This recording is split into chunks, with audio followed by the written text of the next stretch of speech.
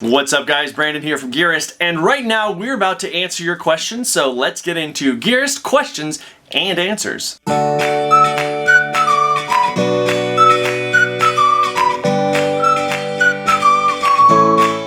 Our question for you guys last week was, let's say you're out on a hike or a run or a bike ride or anything like that where there's weather overhead and you see a storm coming in. Now this is not just like a rainstorm, not just talking about rain, we're talking about thunder and lightning and wind and all of that. If you're out there and you're really in the middle of a workout or adventure or whatever you do you bail on it? What do you do? What is your reaction to something like that? So let's take a look at your answers. Before we begin, I should remind you guys that if you want to hear your answer read on this program right here, all you got to do is leave a comment down in the comment section of either this video or the video that we're talking about. So Gearist Questions, the next one is going to be coming up a little bit later on today, so stay tuned for that. Our first answer is from Julian Santini, who says, I would start running on the trail and do the planned run. I love running in the rain. I just need some good shoes for traction. The rain cools down the body on hot days. That is true, but what does lightning do? Warms you up a little bit, you know? Larry Lightbulb Gaming says, grit your teeth and power through. Okay, fair enough. Whittier, we'll go with that, sure. Says, I like running in the rain in the spring and summertime. It's like running with your own personal cooling device following you all over the trail. Just so long as the temp doesn't drop too much and you get too cold, but anything over 60 degrees and is really nice and refreshing. Totally agree with that. Assuming, of course, that the devices that you're carrying are waterproof, because if you got your phone and you forgot even like a Ziploc bag or something like that, you could be a little screwed. Isaac Woodward, aka Iceman Runner, says, I would rejoice because there's nothing as wonderful as running in a good storm. I would also end up running a few extra miles just to get the most out of the storm. It's not very often I get to run in a good storm. This guy likes good storms. I like it. Michael Booth says, carry on regardless. I was in a similar position 3 miles into a long run. I could see it blowing in, but it passed in about 30 minutes. I was happy for the rain cooling me down. Awesome. Everybody really seems to just kind of be like, you know, it's a rain thing. So that's really interesting because, you know, that's kind of what I was dealing with on the particular run that prompted that question from me to you guys. There was a storm that I could see. It was hanging off to the west a little bit, and I knew that it was coming. There was thunder, there was a little bit of lightning, but it was far enough away that I wasn't really worried about it. However, it was present. The Dimpled Runner, once again, check out her YouTube channel, her Instagram, all that stuff, The Dimpled Runner. She says, if I have proper gear that wouldn't get ruined or won't get ruined, then I'd stay. If baby, she is a baby, is with me, then no matter what, I'd hightail it out of there and hop on the treadmill.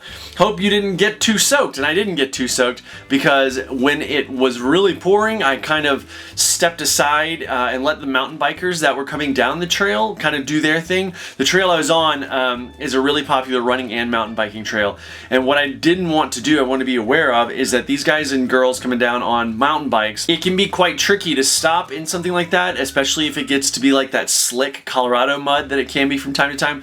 So what I did was I just kind of hung out under a tree for a bit and let people go, and it was about a 5-minute thing that I was standing there, and then I was fine and kept on going. So Whippybox GRHD, interesting name, says, I carry on regardless. The faster you run, the faster you're done.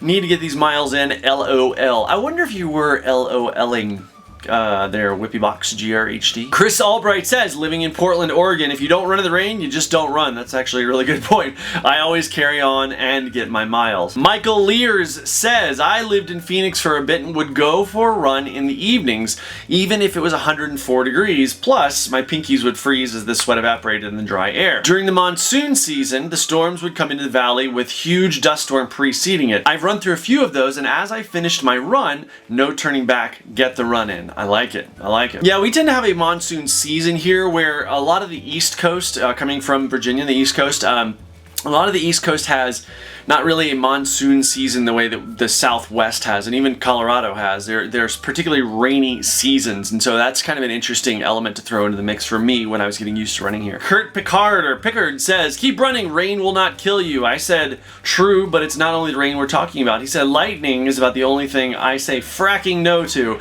but that's only once or twice a year. Robert Goodnow says, I live in Michigan, and this spring, early spring, while training for a June marathon, I ran 13 miles in sleet, wet snow, and cold rain, really cold rain, and was soaked to the bone last 12.5 miles. The last 12.5 miles, you're only running 13. I'm not sure if I'm any stronger for doing it. In your scenario, if lightning is a threat, I might take the short path home. If not, I'd probably enjoy the rain. Stay well, have fun. Thanks, man. James Thatch says, all of us being gearists at heart, I love it, would likely just whip out our waterproof shell, like the Outdoor Research Helium-2, and keep on trekking. But an important part is when you put yourself in harm's way, you put yourself and accept at certain risk. The risk is not just yours alone. If you get hurt, the first responders that will come to get you will also be at risk. Be smart, your safety is important. Learn your area, modify or cancel your plan if it's severe. Don't become a statistic. That's actually a fair point. I wouldn't necessarily consider that such a big statistic relative to thunder and lightning. If it's something else where you're like climbing up something in high elevation and you're really risking a storm rolling in or something like that, it's different. But the proliferation of lightning strike on human beings, while it's certainly there, and there's certainly, I think, hundreds or thousands across the world a year, it's not that huge a deal that I think there's really a statistic with regard to lightning necessarily. With other things, I absolutely agree. So, Aaron Garad, or Aron, he says, I may run even longer. I usually only carry water or tailwind nutrition, so no need to worry about electronics getting soaked. That's awesome. Matthew Garrity says, rain equals run, lightning equals run faster. I love it. That is like a better, that's the awesome answer. Jeff Valiere, or Jeff Valiere, Valiere is what we're gonna go with there, Hefe. I hope that's okay. He says, I don't have a single answer, but for me it depends on the route or exposure, severity of the storm, frequency and intensity of the lightning, direction or speed at which the storm is moving, and its position relative to safety, how fast I'm feeling, runnability of the terrain, etc. Good lord, man, that is a lot of qualifiers. It is often a gamble. If I'm appropriately prepared, I am fine with just about any weather, but I draw the line at being struck by lightning. I know statistically the chances are somewhat low. They're quite low. But after several really close calls, both above tree line and below, it's hard to convince my primitive brain of the low likelihood. I have no qualms on bailing. I gladly come back another day. When I'm with my kids, both age 5, my lightning tolerance drops even further. You know, he actually brings up a good point about being above or below tree line. Below tree line, you're in the trees. The chances are those trees, if there is a lightning strike near you, are going to take the brunt of that lightning. In the case of being above tree line, you are the tallest thing. I mean, apart from like the actual mountain or whatever you're climbing up, that's the tallest thing, but the tallest moving object is you. So there's a much higher likelihood up there if a big thunderstorm rolls in of that happening. So good point, Jeff. Mattia Bobo says, I'll always carry on if I feel safe, but sometimes I come back if I am in high mountains. Exactly. Some name in Cyrillic that I cannot read says, pardon me, I can't read your name, my bad. If it's really hot and a storm is coming, I just run through it.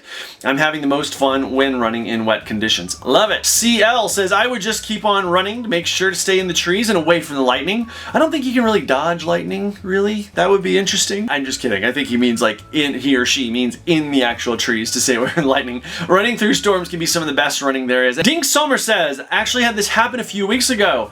I ran back to the car, and then he puts in parentheses, didn't own my Solomon Skin Lab 5L whatchamacallit yada yada yada vest yet.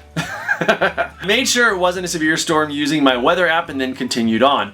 I welcome rain in the heat, lightning and tornadoes, not so much. And that's a great point. You know, if you've got a weather app and if there's phone signal, this is the trick, is that typically where I'm running, there's not a lot of signal, and so, if any signal, and so picking up anything like that, especially enough data to be able to really load satellite images and see where storm fronts are moving and things like that, can be a little bit tricky. But if you're in a place where that's not the case, or a more urban environment, a more suburban environment, you're certainly going to have much more signal in this day and age, so you can really see what things like that are happening. So, great answers, everybody. Thank you guys so much for answering these questions.